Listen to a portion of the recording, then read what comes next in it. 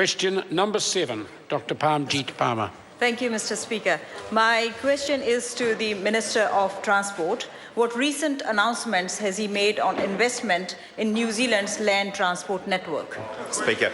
The Honourable Stephen... I have here, Honourable Mr. Simon Bridges. Mr. Speaker, yesterday I was pleased to welcome the release of the National Land Transport Program. The $13.9 billion program of investment over the next 3 years is the largest investment in land transport in New Zealand's history and is a 15% increase on the previous 3 years. The program is nationally consistent and regionally responsive.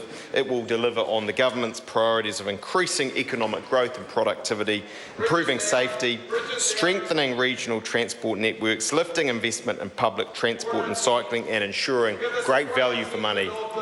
Supplementary, Mr. Speaker. Order. Supplementary question, Dr. Parmjeet Parmar. Thank you, Mr. Speaker. What are some of the highlights of the 2015 to 2018 National Land Transport Programme? Asking these questions. The Honourable Simon Bridges. Well, there are too many highlights, Mr. Speaker, to list in the time that I've got.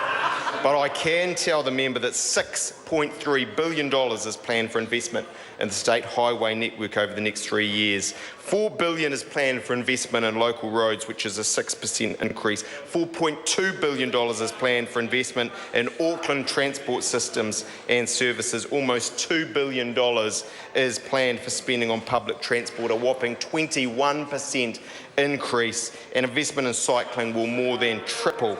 All of these investments will help drive long-term economic growth through improvements to key freight and tourism routes, access to markets, journey times, and the easing of congestion. Supplementary, Mr. Speaker. Supplementary question, Dr. Parmjeet Parmar. Thank you, Mr. Speaker.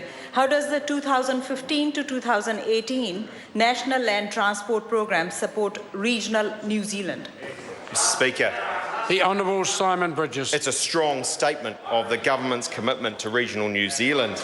The government's accelerated regional roading package will be significantly advanced, with $197 million being made available to, for example, replace the Whitakino Trestle Bridge in Manawatu, replace the Taramakau Road and Rail Bridge on the West Coast, and make safety improvements to the Loop Road on Spence Hill in Northland, and make safety improvements to the Mount Messenger and Awakino Gorge Corridor in Taranaki.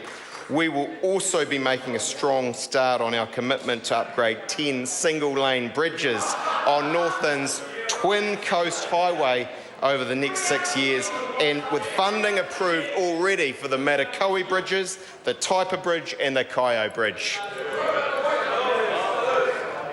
Supplementary question, Right Honourable Winston Peters.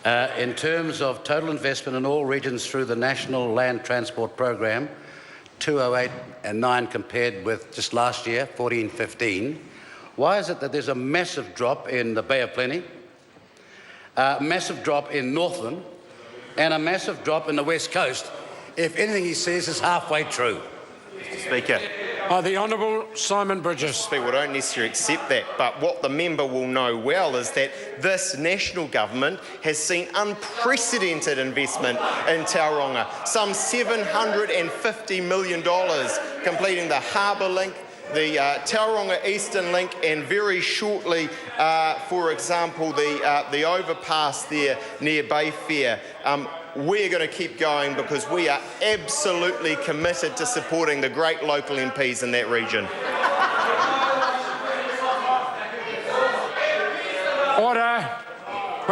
Order. Question number 8.